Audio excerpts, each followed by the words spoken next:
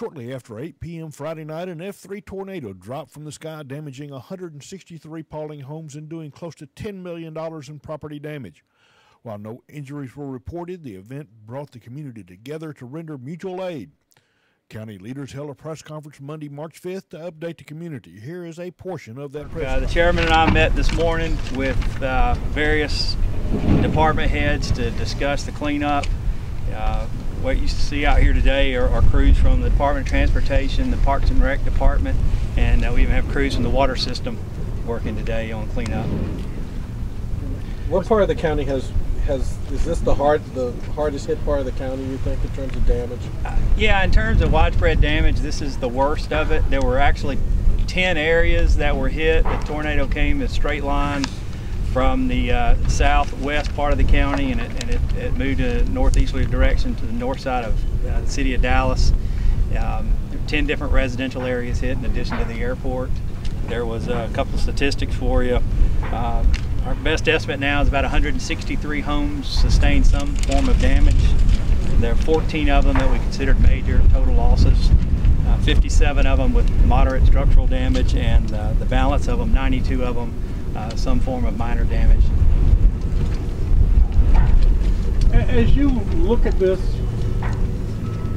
have you been able to set a timetable for normalcy yet? And how quickly are you dealing with your issues and problems? One of the things we talked about this morning, the chairman just recently signed a declaration of emergency which set in motion cleanup for the next 72 hours. So the goal is to have that through by noon on Thursday to have the bulk of the damage cleaned up. Once we've completed the debris cleanup here, we'll move to the residential areas and assist the residents of Paulding County with cleanup. Probably use DOT crews for that along the curbside for whatever's remaining. Has there been any continuing need for assistance for any of the homeowners or anything at this point that you've found? The sheriff, the fire chief indicated this morning that the Red Cross shelter had been closed and that there was 1 or 2 families that had been relocated to area hotels. But that's the extent of it. The balance of them are with friends and neighbors. Streets, for the most part, reopened, or are there some still closed? I'm not aware of any street closures at the moment. The sheriff's here. I'll let him address that. Okay, thanks. All right, get in. David Austin, D-A-B-I-D, Austin, A-U-S-T-I-N. I'm chairman of the Paulding County Board of Commissioners. Chairman, have you been, reached out to the state or any other authorities for assistance or at this point? Actually, I was on the phone this morning with DCA Commissioner Mike Beatty.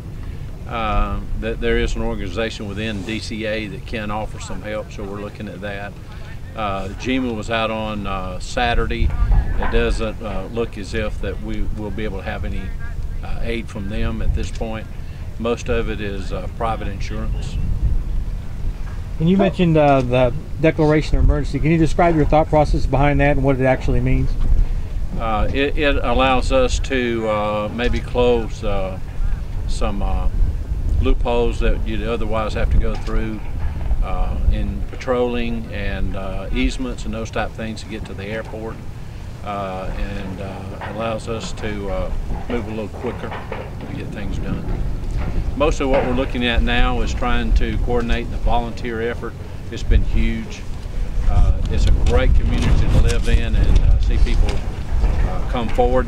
There's a number, 678-742-4488. Use that to call into Westridge Church, and they're coordinating all the churches and all the volunteers. And then anyone that wants to call in there can ask for help, and it'll be there for you. And amazing community to be in with all the volunteerism.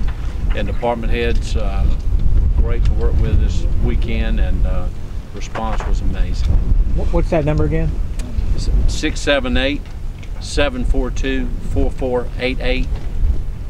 Exactly. We're asking them to make sure that the people are licensed and they're a legitimate company.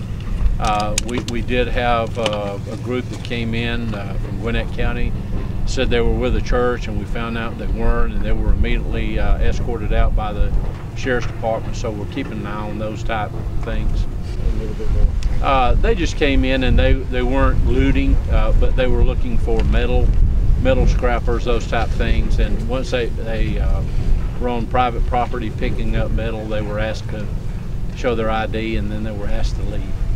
I mean, so that was the only problem you That's had really the reported only. that was like that. And the sheriff can answer in more detail if there's been anybody else that we've seen. At any point, is there any hope of getting any relief from FEMA as well? I know you talked about you. At this point, it seems like it's mostly private insurance, and we did get FEMA and GEMA assistance back in the 500-year floods in 2009, but most of this is private, and that we had structural damage to bridges and roads and those type things and needed assistance.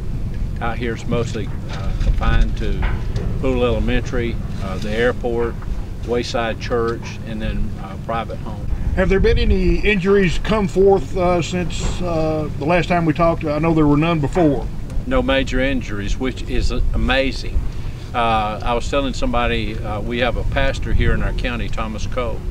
His sister lives in Woodstock, Georgia, and when she came out of her front door on Saturday morning, a sheet of paper was stuck to her screen door.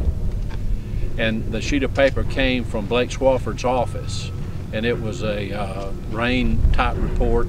And of course she turned it over to her brother, and I'm sure he made a sermon out of that, the impact of the wind, but it traveled all the way from here to Woodstock.